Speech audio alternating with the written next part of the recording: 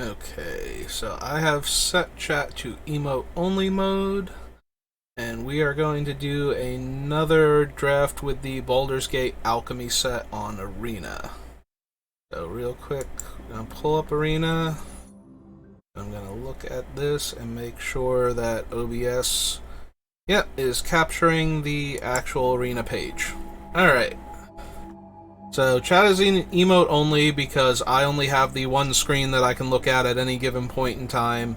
And while I don't have any actual chatters yet, except for spam bots that come in and try and tell people how they can get more views by buying them on Twitch, I don't want somebody to come in and start spamming the chat with awfulness, and then I have to explain to Twitch that I could not see my screen while I am streaming, and they'll be like, well, that's not acceptable.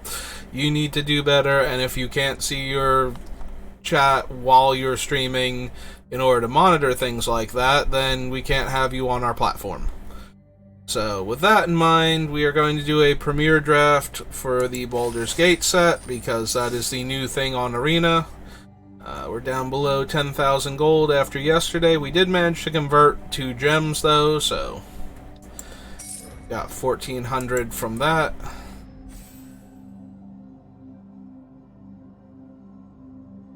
So the draft from yesterday should be going up on YouTube later today. We have immediately fired. Almost immediately. There's that one person. I think I mentioned this when I did the chromatic cube towards the end of it when I did my draft for that, but when this one seat doesn't get filled, if it makes it down to like 5 seconds, then I assume we're not going to make it anytime before then, though. Alright, so when we did the other draft yesterday, I got this in pack 3 while I was very focused on being a black-red deck. And now we have it as something we can take in our opening pack. So, 2 blue and X locks down X creatures for 1 turn, sleep, frost breath, however you prefer to think of it. Already a game-winning potentially effect. But then you factor in that the next turn you can cast this guy and he will turn all of your any number of target tapped non-token creatures face down and make them 2/2s, taking their abilities away from them. And their power and toughness as well. So there's no morph in the set, there's no way to turn something face up again once this thing has done its work, so very powerful effect. 2 mana, 2/1 Death Touch. If it dies anytime other than when it's been assigned as a blocker, you get to draw a card. What are her modes again? You may spend mana over mana of any color. So she lets you cast one of the things that she exiles, and then depending on what her color is, like it conjures a duplicate into your hand. And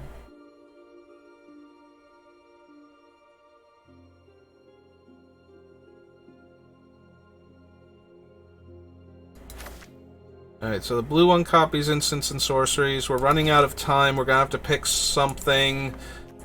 I think I just want the 2/1 for right now. Yesterday we did the grab and stab deck where we used the red spell, the threaten effect at 4 mana to gain control of opponent's creatures. This is a tiefling. This is a tiefling rogue assassin. Would buff all of our creatures. It is only a 1 toughness though, and it does not buff power. We might just want another one of her then. There's also the air call elemental I'm looking at for the Illithid Harvester. I think we also have a blue dragon that's a 5 mana 3/3. Shocking Grasp and a looter. Yeah, I think I'm okay to take her for right now.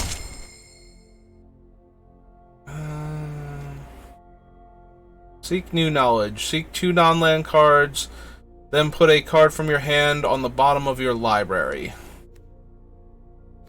Honestly, I think we would rather either have Clever Conjurer or Gate. The Gates are very useful because they provide mana, and then later on you can spend 4 mana and just get a card from them. I went over this when I grabbed the red one yesterday, and nothing has changed since then. This thing, however, does ramp you because it can untap a land on your turn and is a decent body to begin with. It also weirdly gets around like effects that tap your creatures and then don't let them untap. Target creature perpetually gets -2/-0. Target creature perpetually... Oh. Target creature perpetually gets it, and then another target creature just gets it until end of turn. There's a pseudo-dragon. I don't know how many X ones we want to run. There's a third one of those.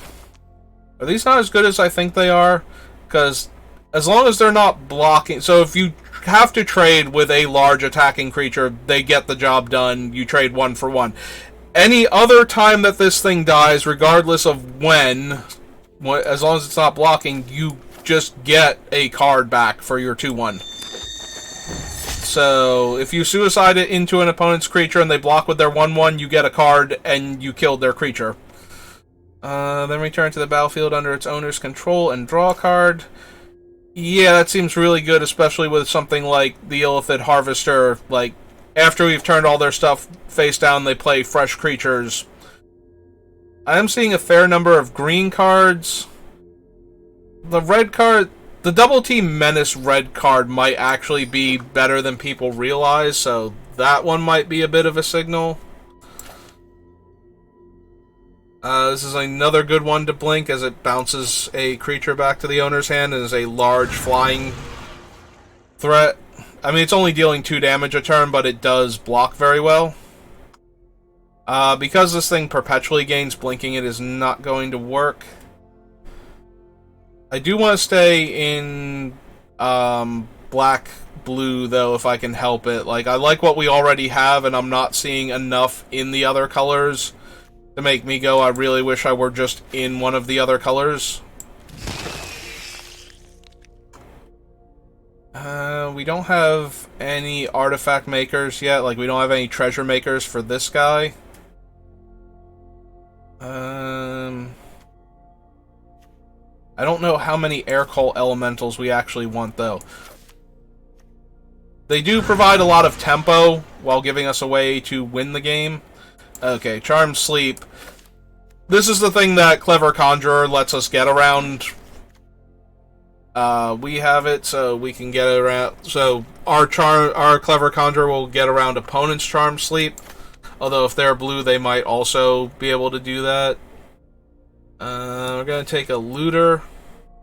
We already have a lot of card draw. Maybe we want the Combat Trick instead. Nope, got the Looter. More card draw. Take the Pattern. Pattern gets better with all of this card draw, because giving up a card from our hand to give a creature -3 power, or -2 power forever, super mediocre. But see, whenever a creature you control dies, put a +1/+1 counter on an equipped creature, and it goes on an adventure to raise dead at instant speed. Honestly, I think this is the one. You look at the top 4 cards of your deck, choose one of them, and put all cards with the same name as the chosen card from among those cards, and you lose one. Lose 1 life for each card put in your hand in this way, and the rest on the bottom of your library in a random order.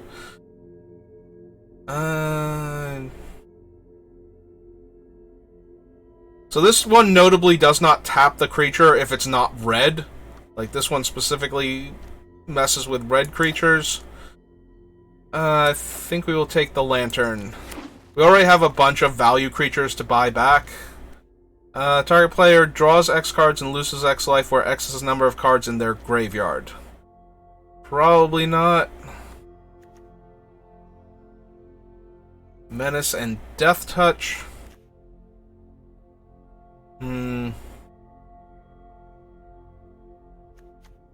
think we might just want to find the villain's lair. over any of these. If anything, I'm more inclined to take a red card here, either the Fire Beetles, or the Dragon's Fire. I think the cancel is just good enough, though, to stay on. Ooh, Krydle is very good. Krydle is definitely something I'm interested in having.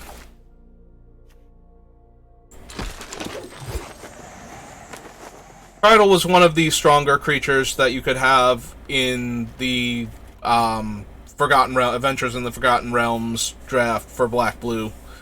Just having an unblockable creature every turn just chews through your opponent's life total so quickly.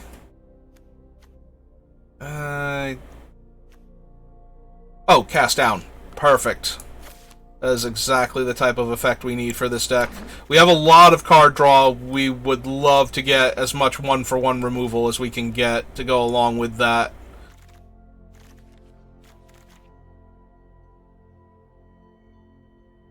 Yeah, having a way to just reach out and kill a creature. Very, very helpful. Deals combat damage to a player. Put a +1/+1 counter on if the top card of your library is a non-land card. Otherwise, you may mill. Target creature an opponent controls perpetually gets -2/-2, and the beginning of each upkeep gets -1/-1 perpetually. Okay.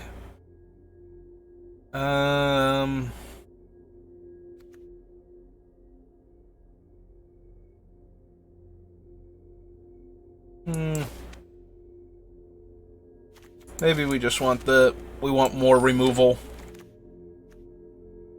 Like I said, we do want like one-for-one removal spells with all the card draw we have access to. And I'm gonna take another Conjurer. And don't care for any of these cards. I guess we'll take the Beholder to stay on color. More so than anything else. Yeah, when I said one-for-one removal, a 6-mana instant is not where I want to be at if I can help it. I would rather... This can make Krydle unblockable so that he can use his unblockability on a larger creature, and I would rather do that.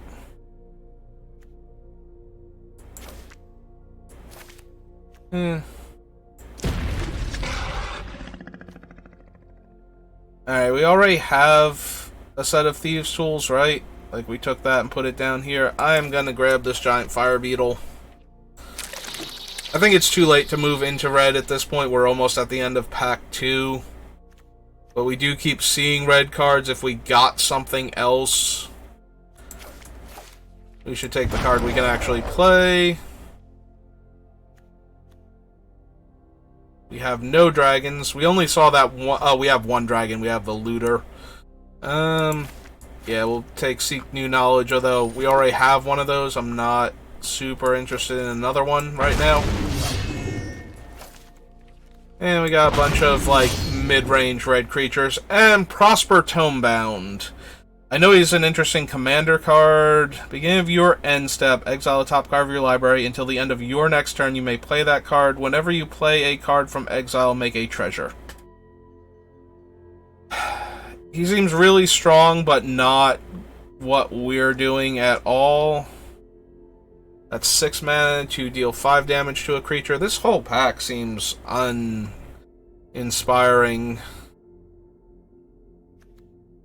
Like, a 5 mana 4/5 might be the best thing for what we've already taken. Yeah, that's very depressing. Because that means we're also not going to wheel anything particularly good.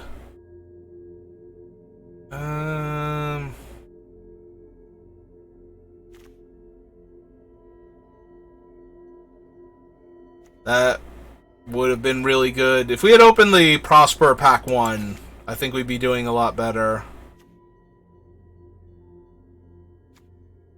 Sadly, we did not.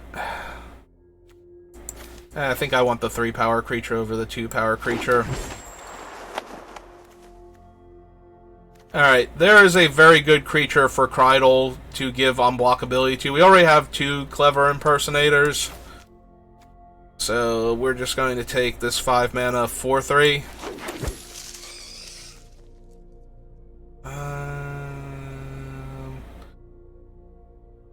Okay, I don't think we need a 2-mana 1/3. What does our creature count look like if we break this down? We have Crydol. We have 3 of those guys, so yeah, we don't need another 2-mana play particularly. So I'm gonna just take the land. Did we not take a land before, or do I have it in my sideboard? I could have sworn I had the mana. Something must have distracted me in that pack then. I could have sworn I took a black 8 mana before. We'll take another Charm Sleep.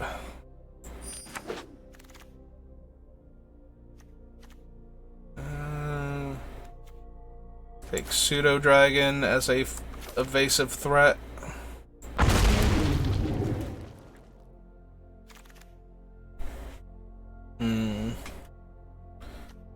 Order Weird. Weisengithzari. Weisengithzari becomes blocked by a creature. That creature perpetually gains -2 power. I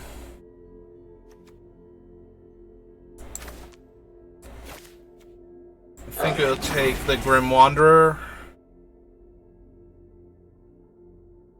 Do we want another Water Weird? Do we even take the first Water Weird? I think we took something else over it. I was looking at it for a while and then decided to take a different card.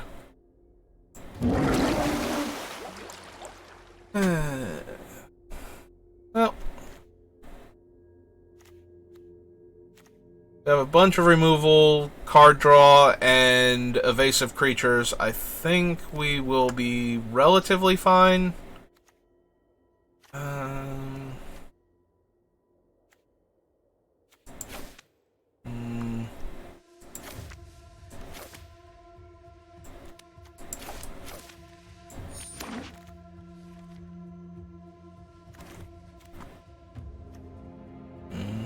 Under Simplify or Gray Slod.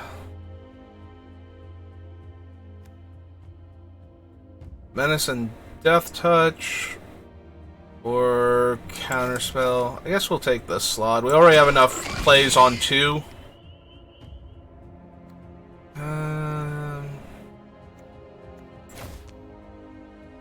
Don't super care for any of these. So we already have the one Hooked Horror.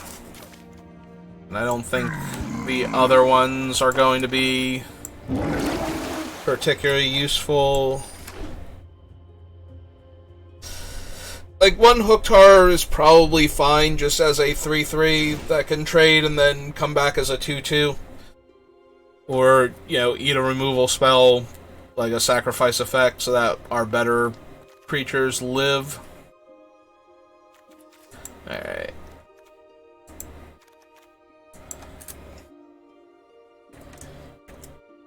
Creature. Alright, so we have 1, 2, 3, 4, 5, 6, 7, 8, 9. So we can probably get rid of one of these spells. It's probably just going to be the Hypnotic Pattern. Hypnotic Pattern is very good at getting, like, stopping the creatures from dealing damage. There are a lot of small creatures. We got little Death Touch guys, things like the Gray Slod that are trying to get card advantage out of their Menace and Death Touch combo. So... but it still seems worse. This seeks 2 non-land cards, so we're always getting 2 spells with it, and then putting a card from our hand on the bottom, so probably... hopefully we will have an extra land when we cast that. That leaves us 3 cards we need to get rid of.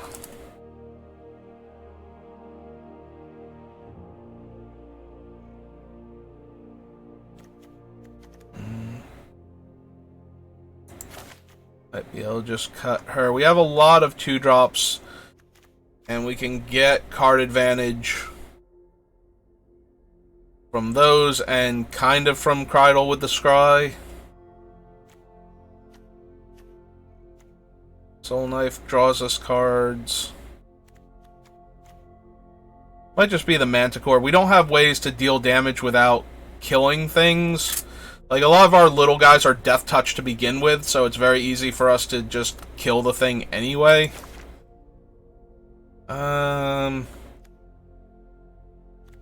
Uh, Probably just Hooked Har. Like I said, Hooked Har did not. I had him yesterday, and he was okay, but not as impressive as I thought he would be. So,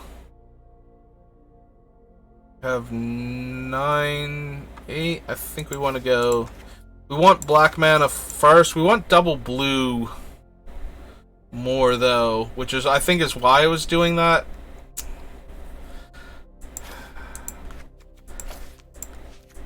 Like, we definitely want a black mana in our as our first land in almost every game, because almost all of our early plays are going to be black mana.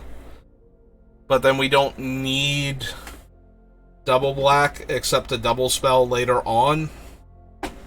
Whereas we do need double blue. I'm sorry, there's going to be a little bit of creaking noise as I lean back in the old chair. Alright. Alright, let's give it a try. We have all of, like, one actual bomb, I feel like, in the Mind Flayer.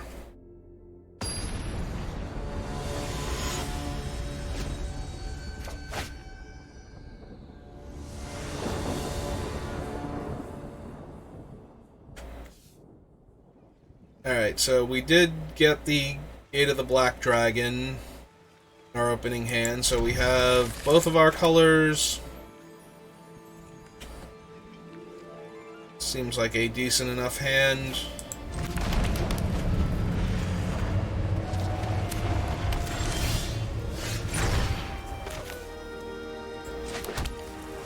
Alright, so if the opponent has the portable hole, which one do we want them exiling forever? Probably just the 2-1.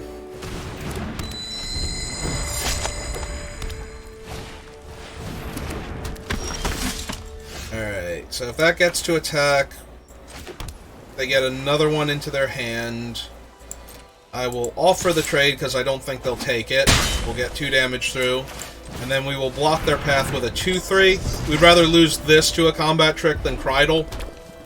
So if they have a combat trick, they might attack with it now. But I'm okay with this thing getting killed over Krydle later on.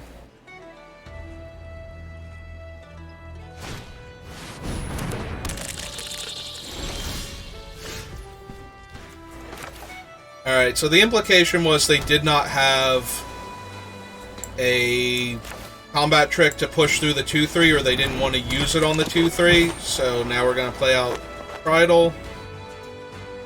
I'm still okay taking the trade and getting a card to our hand, so I'm not going to pay with Krydle yet. So we will target it, but we will decline. If they want to block, that's okay. Alright. I think we're going to pass the turn. Next turn, we're going to cast this 4-5. If we don't draw land, we'll use the Clever Conjurer to untap it. Unless they're going to attack with the Ant. Because if they attack with the Ant... that implies they have something. Ooh. Giant creature gets +3/+2 and has haste and attacks. If able, red. Return Craving from your graveyard to the battlefield attached to a target creature you control. That creature perpetually gets -1/-1. So we can no longer trade with it in combat. And it has menace, so...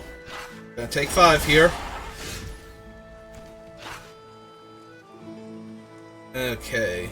So it has to attack, so we could block with this thing. It will death touch it down, but we need another creature. So we're going to tap for blue, untap that, and run out a 4-5. And no attacks. So now when we double block with the 2-1 death touch and the 4-5, they will probably just kill the 4-5.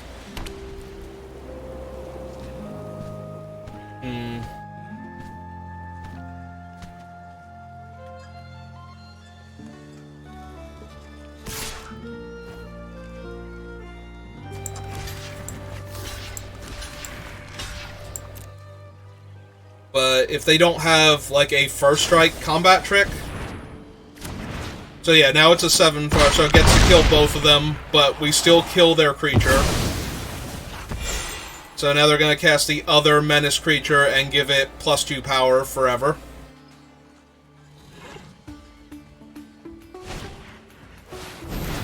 Yep. So now it's a 4 power menace creature. Alright, play out another island. Our 2-1. And our 3-2.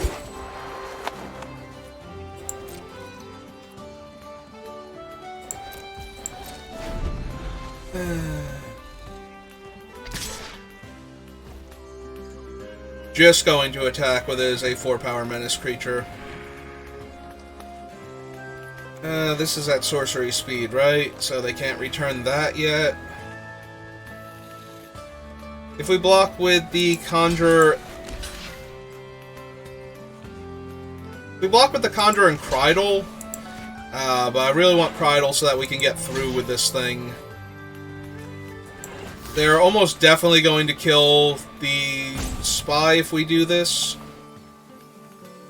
And I kind of want the cards right now. Can we afford to take 4 and go to 11?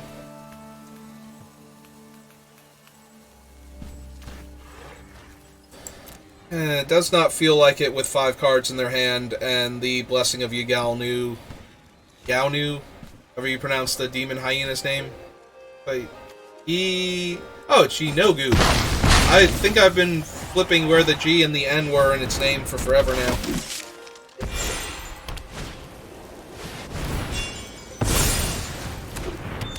That's a soldier, that's a warrior, so they can flicker that and have it come back. Get the boon again.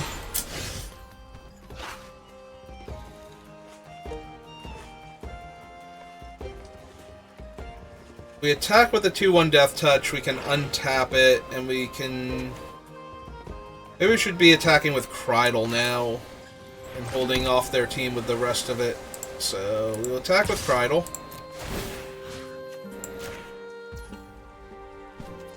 Two islands? Okay. We'll deal the damage, mill them 1.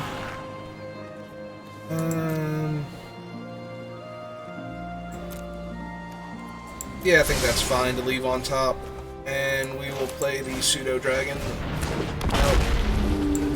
And pass turn. We don't need to untap Krydle. We would rather block with the 2-3.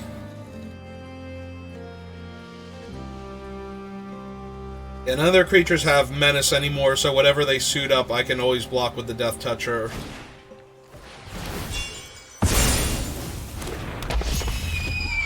Alright, so Unicorn's now at 2-2.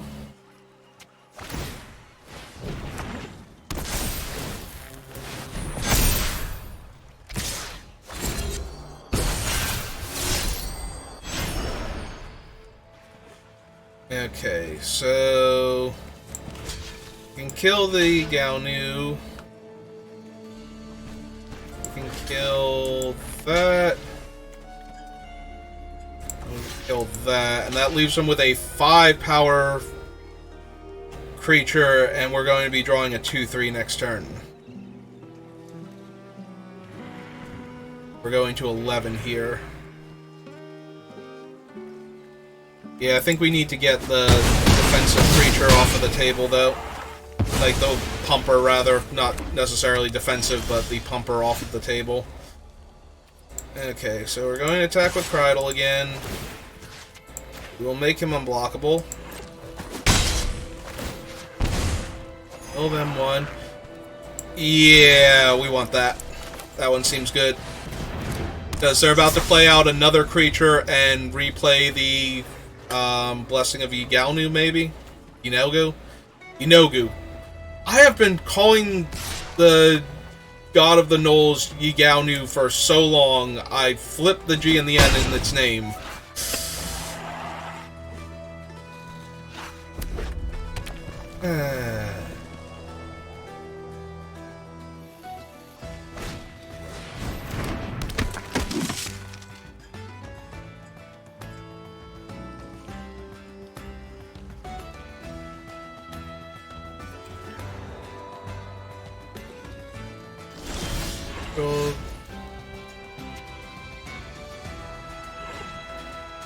Okay, so we can keep their 2 creatures locked down now.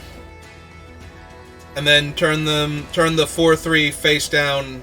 I wonder if the Perpetual still modifies them.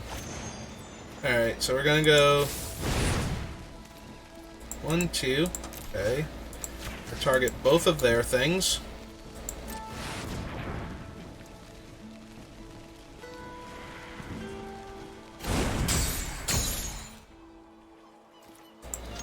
Attack them for 3. Target that and decline.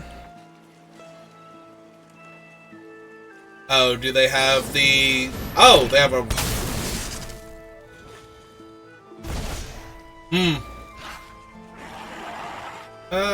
In that case, we will pay. Kill them 1. Scry another island to the bottom. You need black mana to activate that, right? So... Still benefits from the boon. He still lost double team.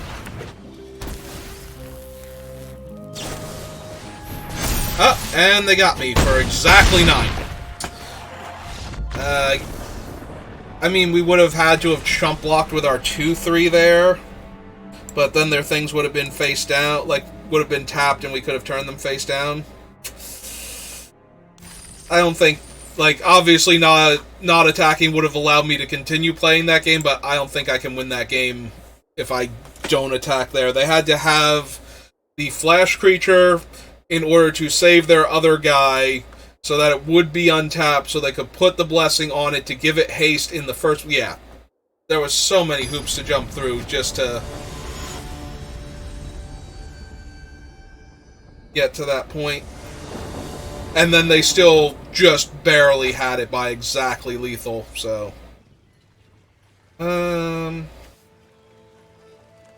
Nope, I'm going to keep this. I don't plan to mill myself on turn 2 with the Slod, but...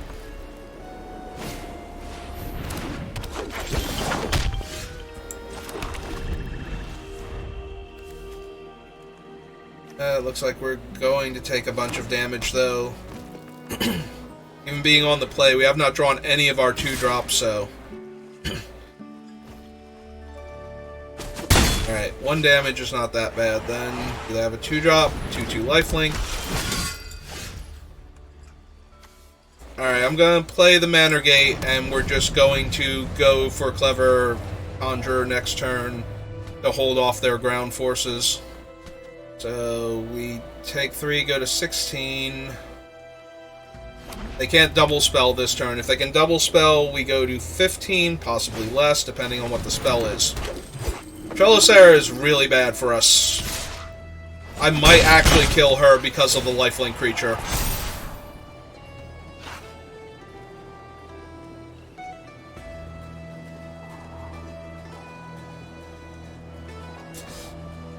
Unfortunately, killing her is going to absorb our entire turn.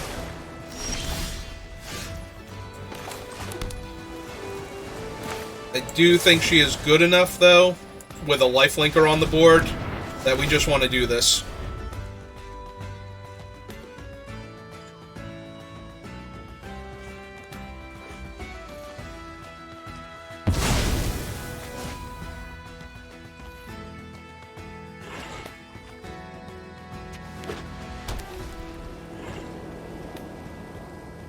We fall to 13.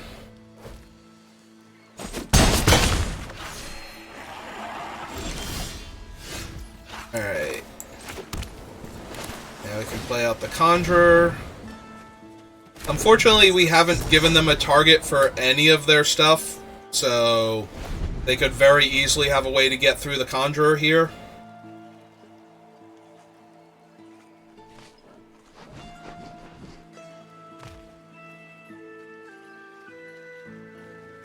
Hopefully, at that point, it's a combat trick, not a...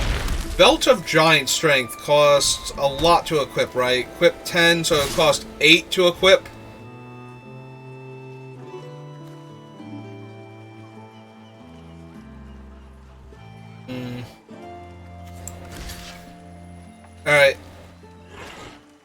They've already cast one spell this turn, so the second spell is going to make this a 2/2 base, so either one is going to kill our creature.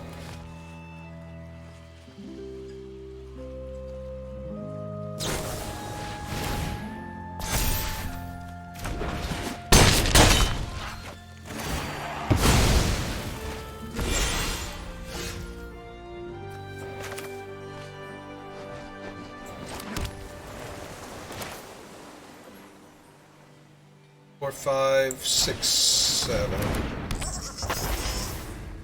So they're still 3 mana short of being able to equip the belt to anything. That belt might actually be a problem, though. It's 6, 7, 8.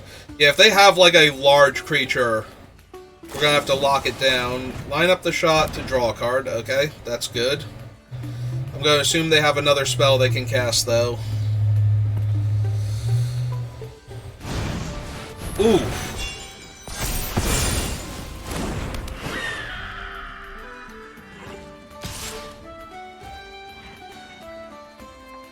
Unfortunate. Alright, so they're down to 1 card in hand. So 4, 5, 6, 7, 8, 9. So they would need to draw a land to make their creature a 10/10.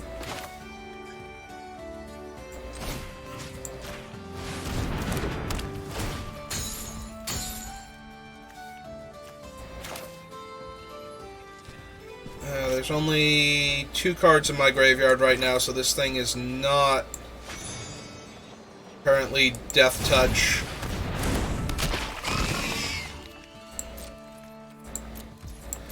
We'll just pass the turn. If they draw a land and make their creature a 10/10... Yep. We're going to chump block with the Conjurer at that point.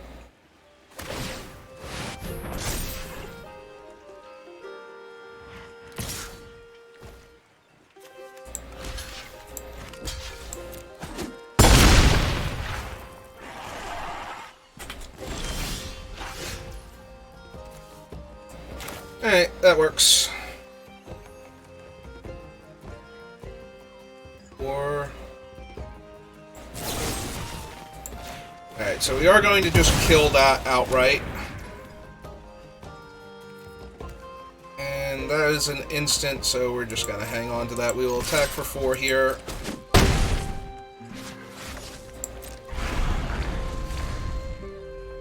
Oh, 4 more creature cards, specifically. Okay.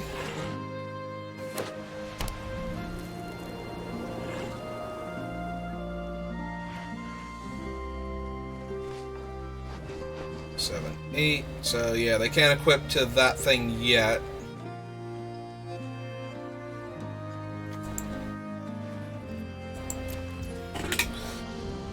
Unfortunately, now turning it face down won't actually stop them from being able to do that.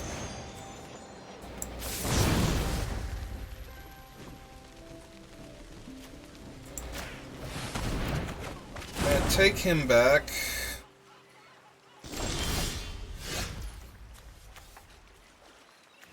So blue, and 1.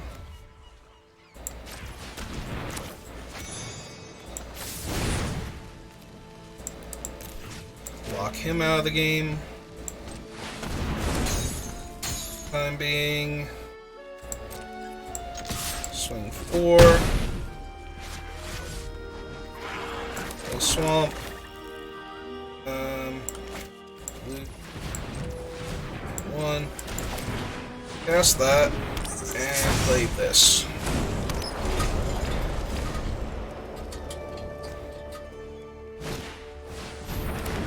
Oh good, they have yet another one of those things.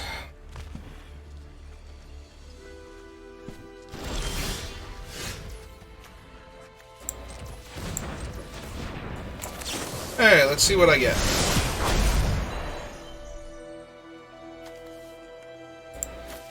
Well, I'm definitely keeping that.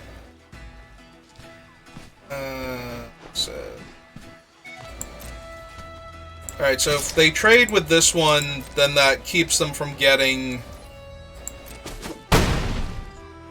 their other thing later.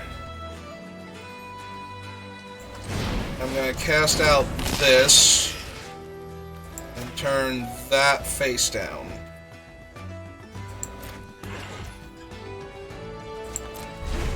So now they can pay 10 to equip their other guy and make him a 10-10, which I'm going to have to chump block, but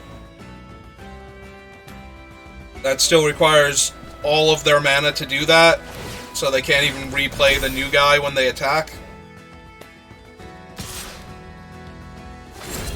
Okay.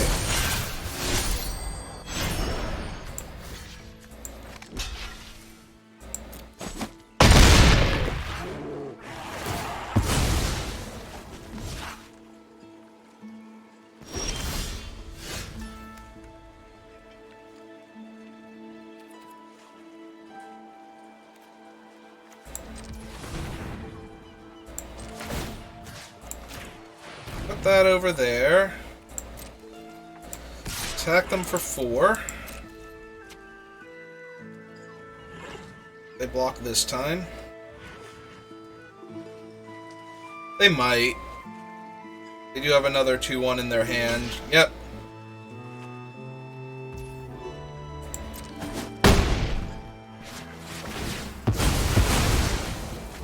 That gets a counter.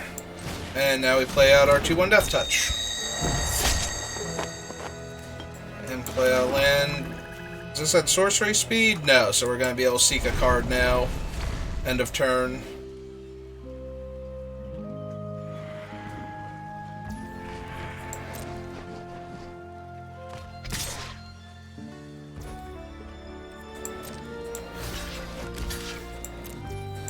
Okay, so those two trade. It's bigger. They play a 2-1.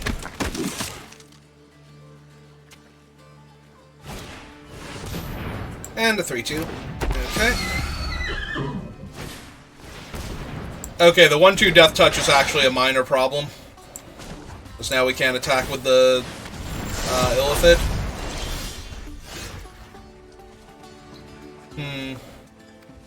It's only 2 mana to cast. And then it's going to be 7 mana to equip that thing. So that's 9 mana. 4, 5, 6, 7, 8. So they currently don't have that.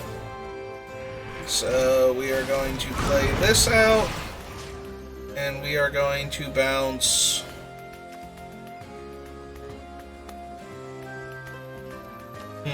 If we bounce the Death Toucher, then they can pay to equip and we'd have to chump block with the 2-5. But we get to hit them for 6.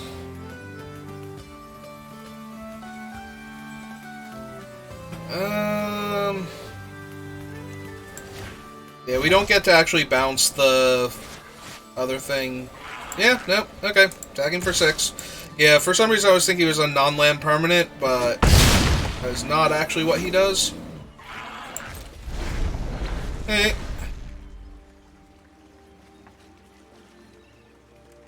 Well, if they pay to equip, then they get to Abyss our 2-5 flyer.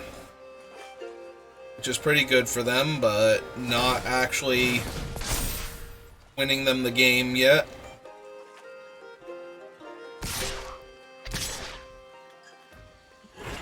That also does put us to 6. So we are slowly losing this game. He goes up to 7. Do we have any way to add 3 damage? Because I don't think that we do. And now they have a chump blocker too.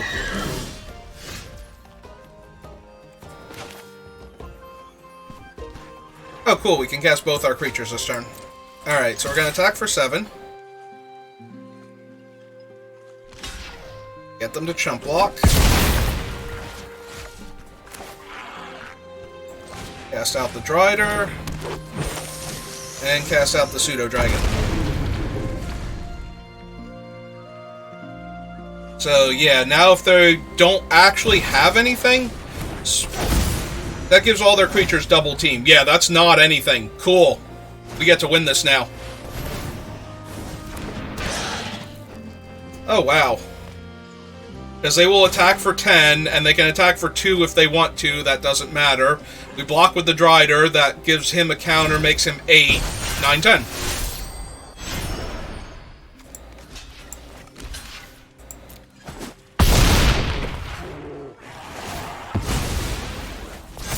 Alright, we hung in there. We used all of our cards effectively, and now we get to win. Alright, good game, opponent.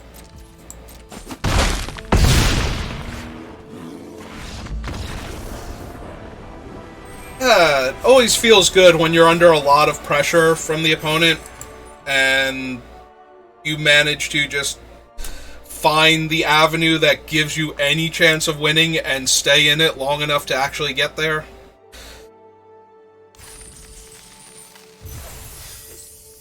And a little damage here, a little damage there. And then right at the end, we managed to attack them for exactly their life total. With an evasive threat. Now granted, they could have very easily top-decked something. I'm pretty sure there's a fight effect in this set. Most of the white removal... Oh, Minimus Containment also probably would have killed us there. So... there were answers to what we were doing. Opponent goes first, and again, we're not doing anything until turn 3.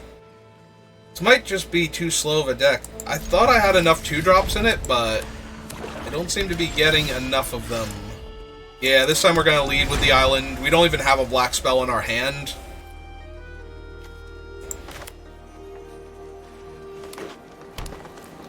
And we only need 1 black to cast spells for that color anyway. Alright. Yeah, I think we're just going to be too slow this game. I probably should have mulliganed this hand, but I don't... like, even if we got, like, the 2-1, I don't know that that would have been enough here. So maybe not. Maybe mulliganing is still not the answer. Okay. He specializes for 3. At the beginning of combat on your turn... target creature you control gets plus X, where X is the number of creatures... Okay, so they have no creatures in their graveyard, so right now that does actual nothing. None of these block him particularly well. So I'm going to wait to try and get more value out of this when I can, because I want to cast it for 4 and then cast it on turn 5 anyway. So hopefully they go for a big spell here that I can just counter with You Find the Villain's Lair. I'm gonna take 3 from Sarevek. Sarevok. But... okay, that's more than good enough here. Use my mana efficiently.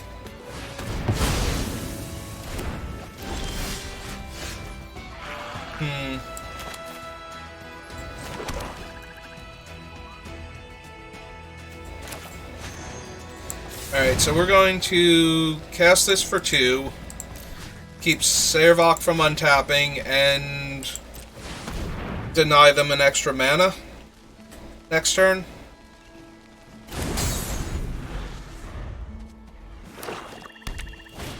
But we're only going to flip the Sarevok face down. We don't care about them having an extra mana, especially not when they only have 2 cards in their hand.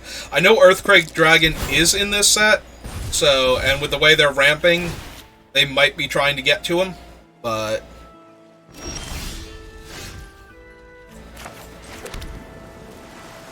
they do have 1 creature in their rear, so yeah, it's probably just best to turn Sarevok face down for now. And have the strongest creature on the board.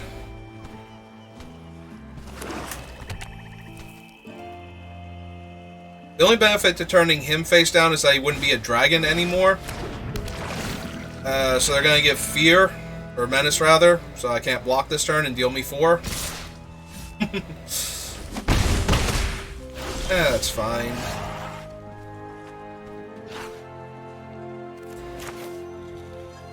It is a 6/5 though. That is more of an issue than the... Alright, so we're going to cast the Rhyme Shield and pass. They can still attack with the 6/5, which is bad for us, especially with how hard they're ramping right now. They probably have another large creature to follow this up with, but we don't want to bounce that one anyway with the air elemental, so what we're probably going to do... as long as pack weapon is attached to a creature, you don't lose the game for having 0 or less life.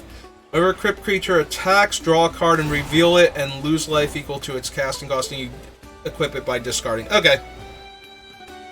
So we're probably going to take a huge hit from this Beholder. Oh.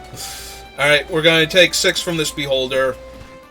Next turn, since it wouldn't actually cause it to leave the battlefield either, we can actually blur to stop it mid-combat and kill it. And we do have the Air Call Elementals when they move it to one of their weaker creatures. Okay, so they're going to get a land. One of the, specifically one of the Manor lands.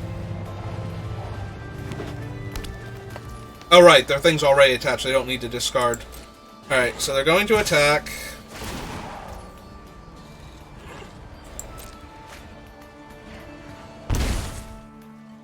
Alright, so it's getting +3/+0 until end of turn.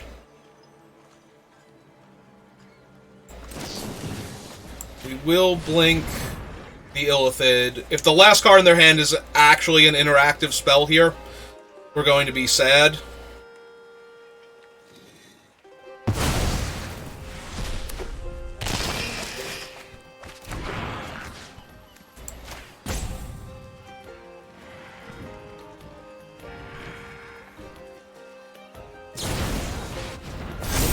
Oh! Oh, wow. That was really bad for us. Okay. So, now we have to chump block. Alright. I want to keep the Illithid around because we have other cards that can interact with it, but yeah, that was not great for us. Alright, we're going to play out the Death Toucher so that we can trade with the Beholder. And ship the turn back. Yeah, unfortunately now they have this giant angry trampler also. Oh, he doesn't actually trample. He cannot be blocked by our Death Toucher, though. Or any of our creatures other than the Illithid and the Drider, so that's not great for us. But he is not as bad as I thought he was. They're going to attack. We draw a card. Oh, cool. So now when it dies, they just get it back. Or they can just give it indestructible to stop the Death Toucher. Well, we did cast him with the intent on blocking it, so we're just gonna play into that, unfortunately. Yep. And now they can still cast that.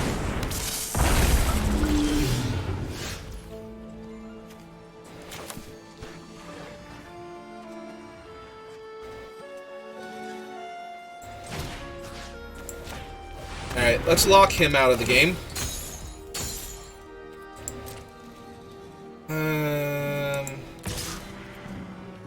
Attack with the 4/4, see if they want to trade their 2/2/2s for it. They don't. Alright, cast the Pseudo-Dragon out. And we actually won't untap the 4/4 because what we want to do is trade the 2/3. Or use the 2/3 as the thing we block in combat here. Ooh, that's putting them dangerously close to losing now. So yeah, we do want to block here. We keep the 4/4, we keep the 2/1 flyer alive.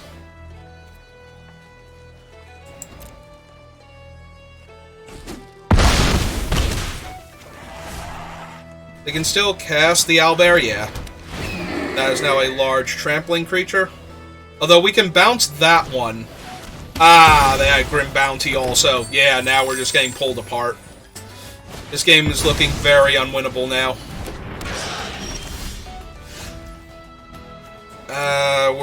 We do not have enough mana to do all the things we need to do this turn to not die to this 8/7 plus this Trampler. Plus all of their other creatures, yeah. We have too many 5s and 6s, and yep, we're just going to concede. Disappointing. If they had not had the Grim Bounty, we might have had enough play there where we can attack them in the air for 4 and bounce the owlbear. Although we were very low on life at that point, we might not have had that luxury.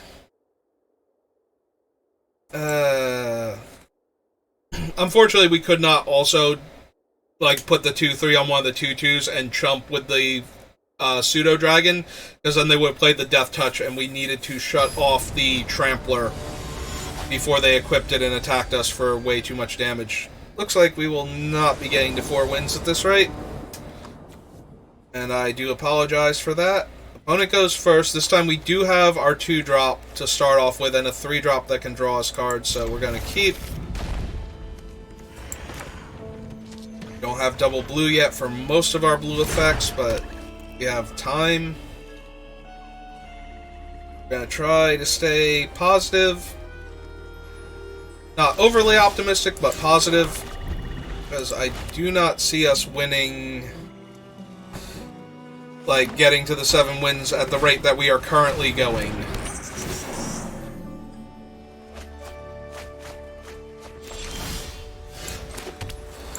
Alright, we're going to begin casting these guys. At least we can attack with them. Like, they are incentivized to trade, but we will get to draw a card. Whereas... did they mill a land, by the way? They did not mill a land, so they don't get a land back with this creature either if they use it to block. If they attack, obviously, we're going to take 1, and we're going to attack into anything without first strike.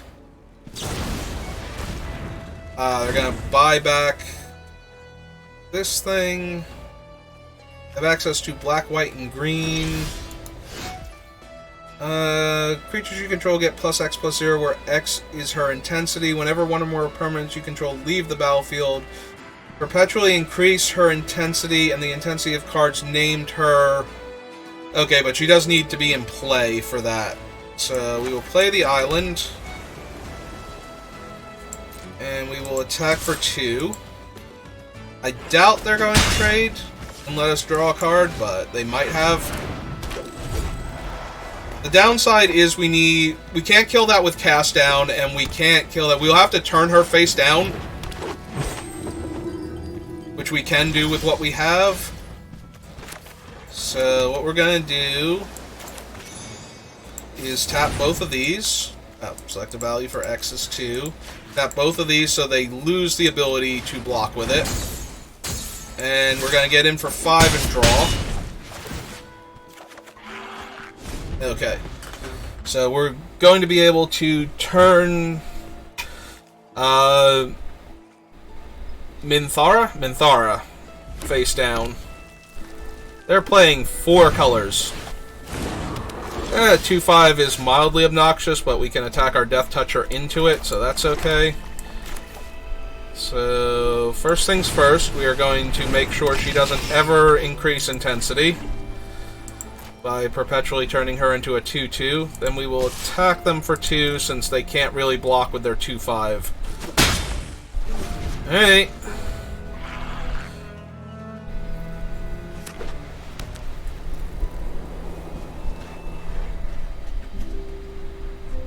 Okay, so we don't want to bounce that because they'll just get. They have another copy of her.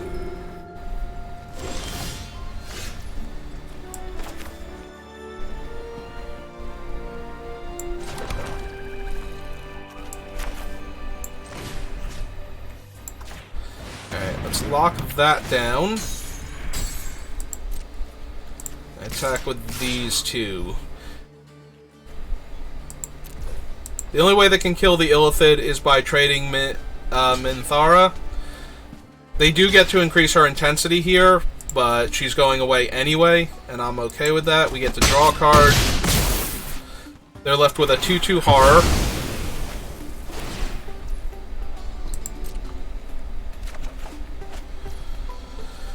Alright, we have 3 mana left over. We will play out another one of these and pass the turn. Yep, leaning too hard on the chair again. They're gonna get Minthera back, probably. They also have Caddy Bree. I forget what she does in this version. I think she's basically the same thing that she was before. Reach equipment attached to it.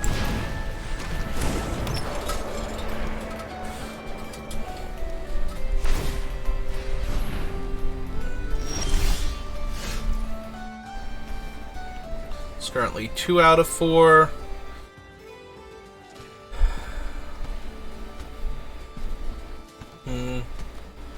We could cast down, or we could just bounce her, and then they're left with a 2-2. Yeah, let's bounce her back to their hand.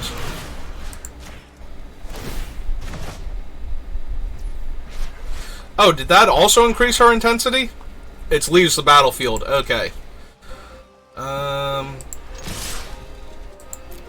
so we'll attack with both. If they blocking trade with the 3-2, then we keep our Death Touch creature.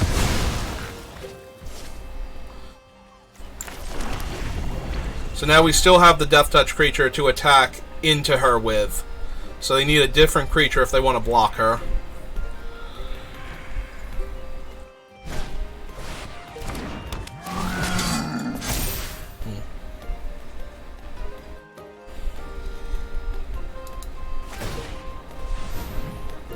Ooh, do they think they have a way to untap that?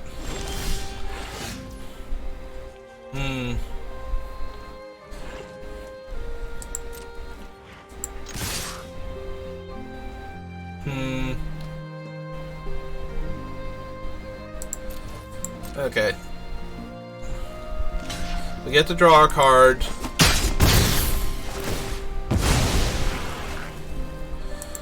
That turns the gray slot on now. Play the 5-3. And the Menace Death Toucher. And that should be enough. We can play Minthara back down. And now she's a 4-4, but that just means she can trade for one of my creatures. If they don't have... they're gonna move the equipment over because they realize it doesn't work the way they wanted it to.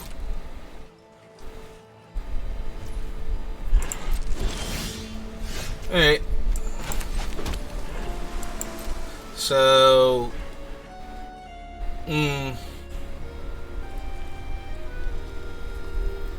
Yeah, they can't really block either of these two anyway, and trading for Minthara doesn't do much. Like, it forces the trade, but it doesn't actually win me the game. So, I think we're just gonna hold the 5-3 back for right now.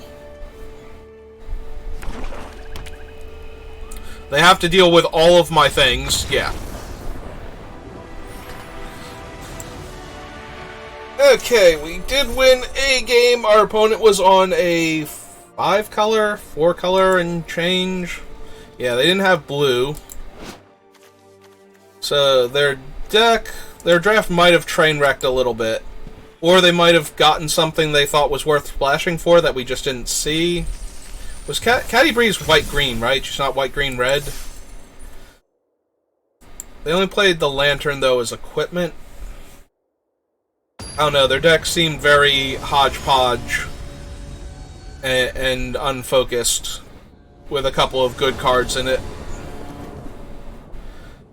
Opponent goes first. We have Krydle into Soul Knife, though, so... And we're 4 out of 6 lands for the Air Call Elemental. We're going to go with this one. They could have Dragon's Fire, which will kill Krydle or the Soul Knife.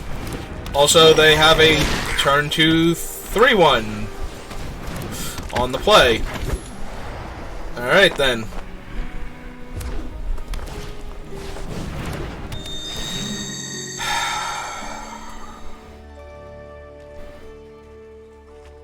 But that thing can't attack. Alright, so they're just planning on first striking through my guys next turn.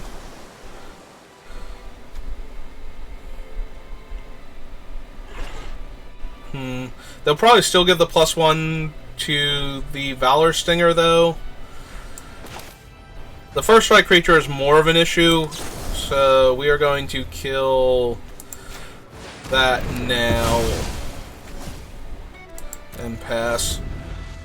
Yeah, they almost definitely are priced into giving it to the Valor Stinger anyway. This way they can't have a pump effect that will save the Hobgoblin and allow it to attack me a couple times first before the -1/-1 eventually kills it. Well, they get to attack me once, I guess, since it's perpetual.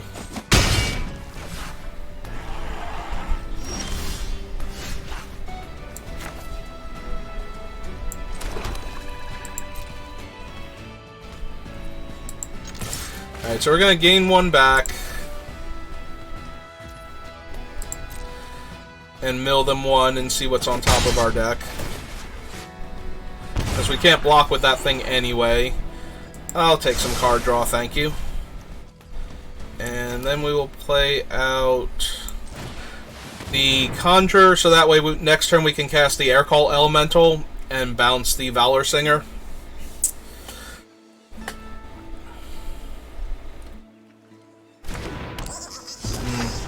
They might be planning on killing the Conjurer now.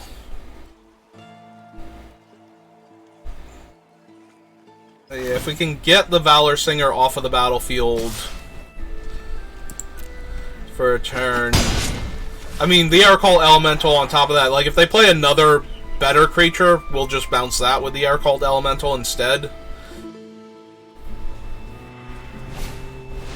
They throw a rock at his head, and their follow-up is... Please tell me they thought that dealt 3 damage. Oh, that's both unfortunate for them and incredibly good for us. Like, impossibly good from this board position. I'm wondering now, they might have other stuff, or they might just be taking a moment to try and collect themselves after misreading their own card.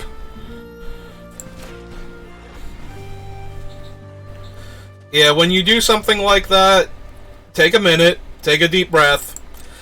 You know, you can still win a game where you throw away a card. It gets a lot harder, obviously, but you can, in fact, still win that game if you tighten up from that point and play correctly. If you don't, if you let that thrown away card become the defining moment of the game, then you definitely lose.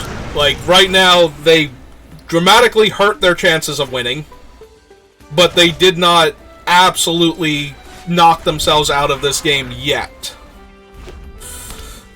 So they can still win the game after that misplay, but they have to now tighten up, pay a little more attention to their own cards, and play correctly for the rest of the game in order to get back out of that.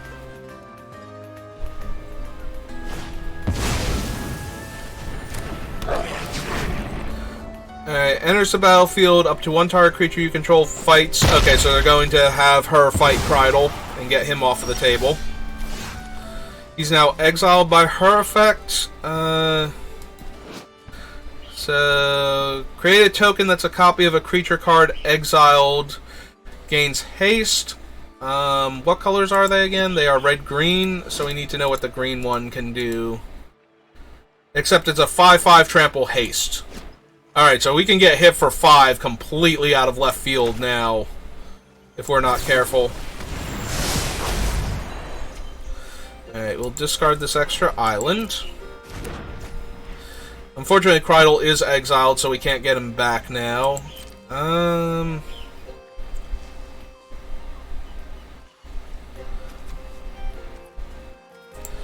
we're going to attack for 2. And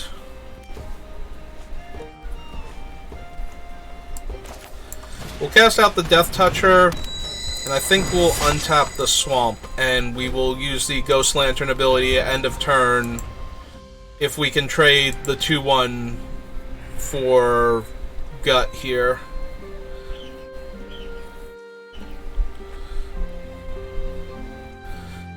Or if they discard a card to make this a version of Krydle, then we can block the Krydle, theoretically, depending on how much mana they spend.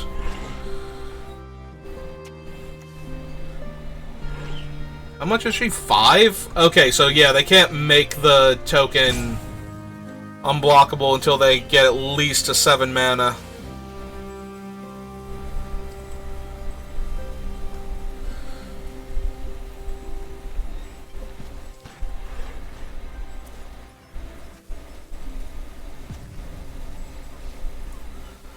Hopefully they just play... Okay, they're going to make a copy of... Ooh, they discarded a black card, so... Menace and Haste. Okay, so they're just going to get in for 4. So I'm going to mill a card. And they're going to get to scry 1 and gain a life. Okay, Swamp is a good mill for us. They like the card on top. Okay, so effectively they got rid of a card that we didn't need, and they confirmed that they like the top card of their deck. Alright, so... we will attack for 4.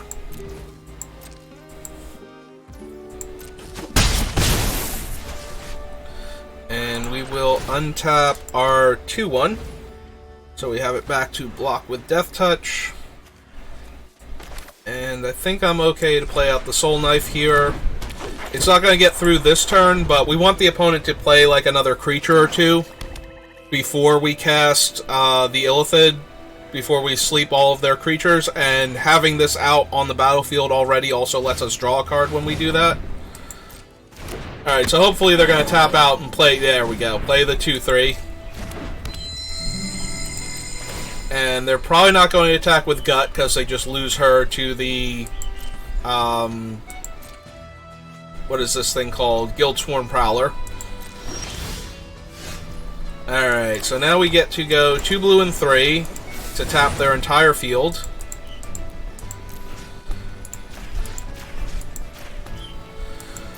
This Cephala is so dumb.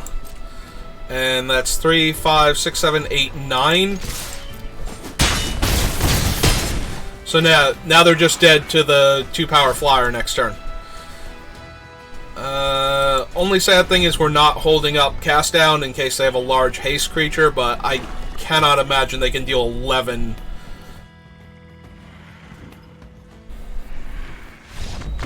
Yep, okay. Oh, that Illithid is so dumb. The sleep effect by itself is absurdly powerful, and then the ability to turn your opponent's best creatures into 2/2s. It's so good. Just exactly where I want to be. Alright.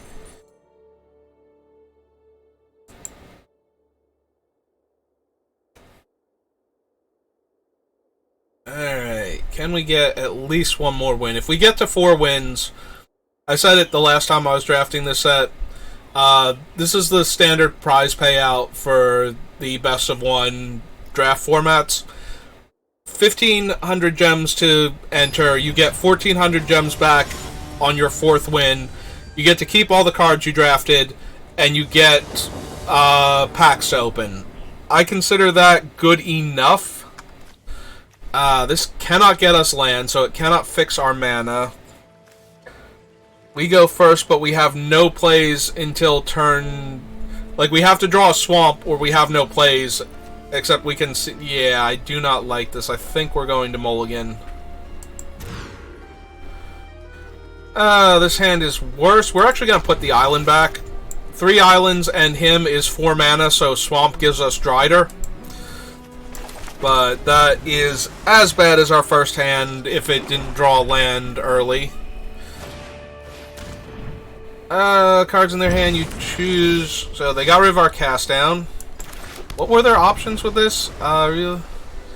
Each non-land card, discard... Oh, so they could get any card. Alright, so this thing has double team, and it pumps itself. We have no good blocks on it. I'm gonna slow them down a little bit. Now that thing can attack, and they don't get the copy, so they have to have another creature to attack us with. If they play the 2/2 Menace... Well, unfortunate. Okay. If they don't have any more discard, and we draw a swamp,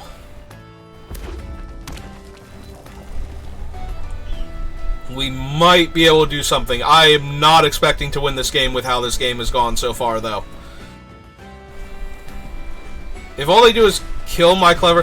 I'm wondering if they had the thing that would untap it, that would gain control of our clever conjurer so they could untap. And we still have not drawn a swamp. They can spend 4 and get... They have nothing in the graveyard yet. Okay. Yeah, we need to draw a swamp there very badly. The longer it takes for us to draw a swamp, the less likely we are to be able to do anything relevant in this game.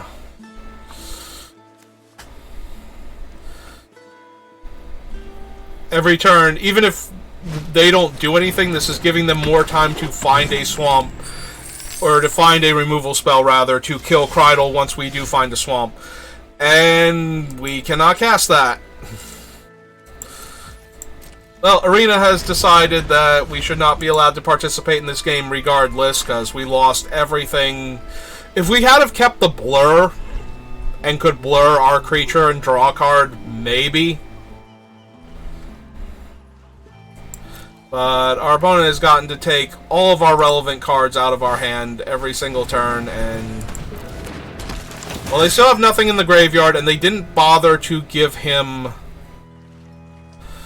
+1/+1 counter, not that he needs it. If we could just draw a swamp for Krydle, we might be okay.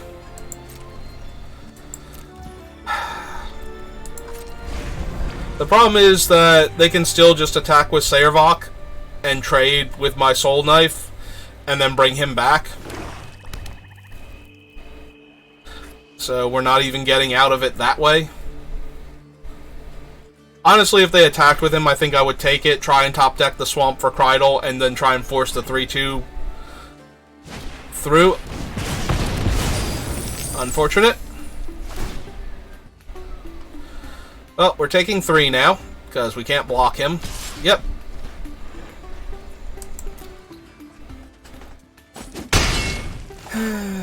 Okay. I would rather have a swamp.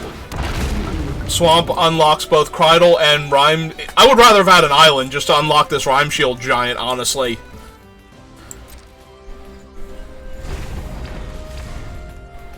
We're going to be in a lot of trouble when they finally find a creature they want to spend their treasure on with the artist.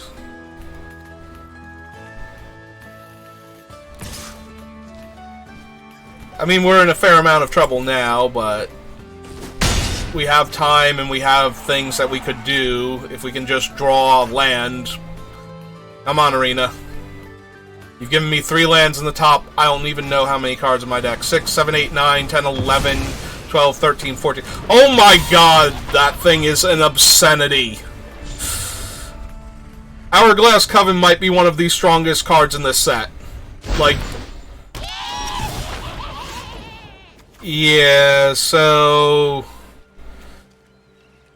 At the beginning of your upkeep, each opponent loses 2 life and you gain 2 life. At the beginning of your upkeep, each opponent discards a card. Yeah, we're just dead. We are 1,000,000% dead to that. Like, we don't have anything we can do now. That card would have killed us if they hadn't have made us discard our hand and we had drawn a swamp earlier. That would be enough to kill us. This thing is so dumb.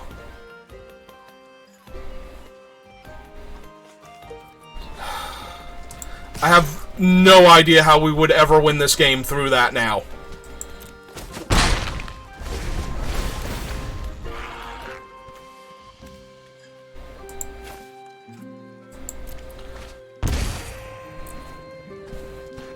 They have a one-sided... they have a Palace Siege and a one-sided... I forget what the card's name is.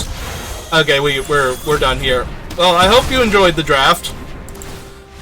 Hourglass Coven is, I think, if not the strongest card in the set, in the top 3. Like, Minsc and Boo, Hourglass Coven... I forget what Tasha does in this version of the set, because she's very different from the Tasha. Where Minsk and Boo are nearly identical, the Tasha is very different. But this thing is just so disgusting.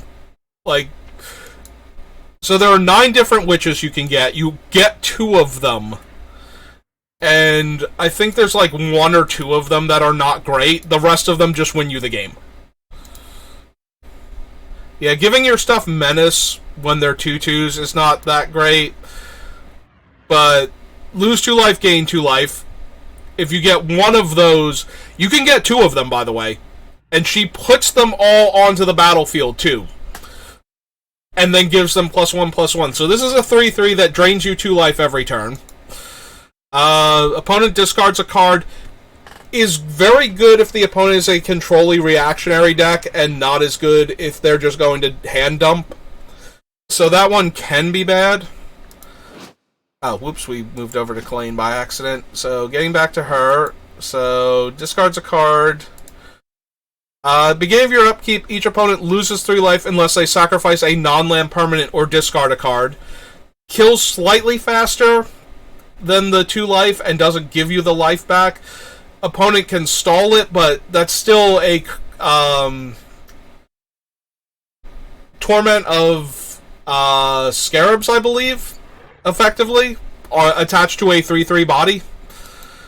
Next one is, at the beginning of your upkeep, target creature opponent controls gets -2/-1 until your next turn. So Liliana Last Hope's +1 ability attached to this creature, so that would have killed my Dragon Familiar, would have stopped my Guildsworn Prowlers from doing anything, would have killed them. I would have gotten to draw a card off of them. Woohoo. If they stack their triggers correct and my hand is empty and they have the discard one. Beginning of your upkeep, you make a 1/1 black skeleton token. Among the weaker abilities of them, still you're making a creature every turn. Beginning of your upkeep, each opponent mills 5 cards, then exile their graveyard. If you mill 10 cards from your opponent, you can probably win the game just by milling them, unless they have a ton of pressure. If you mill 20 cards, there's almost no way they can kill you before decking. They have to have such a good draw, and you have to have nothing going on. And then this keeps milling, so you will win the game through mill if they can't deal with it. At the beginning of your upkeep, scry 2. Again, probably one of the weaker abilities you could possibly get. It's still a 3/3.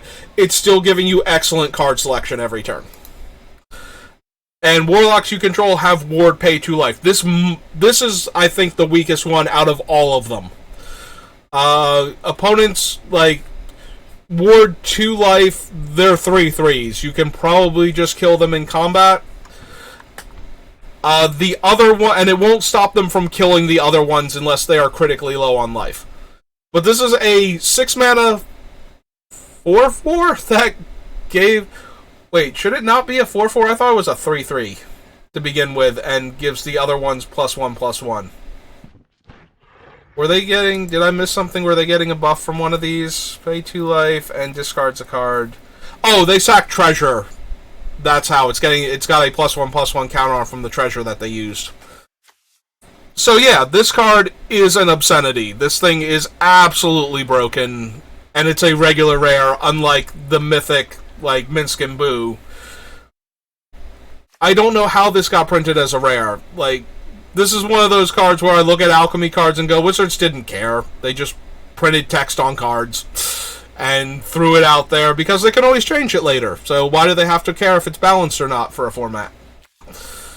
Okay, enough ranting about the card. I lost you. This is a very good card. If you are drafting this set and you open this card, you should take it. If you're in pack 2, you should probably pivot into black as one of your primary colors also. Like, obviously that's going to be on a case-by-case basis, but you should be looking to try to play this card in your deck, if you get it. If you get it in pack 3, and you're a very dedicated, like, white-green deck, and you have lots of good white-green cards, if there's no good white or green card in that pack, take this thing. and see if you can Prophetic Prism your way. You probably shouldn't try and Prophetic Prism your way into it, but I'm not even kidding. This card is absolutely disgusting. I feel like if you have any way to play it without destroying your mana base, play this card.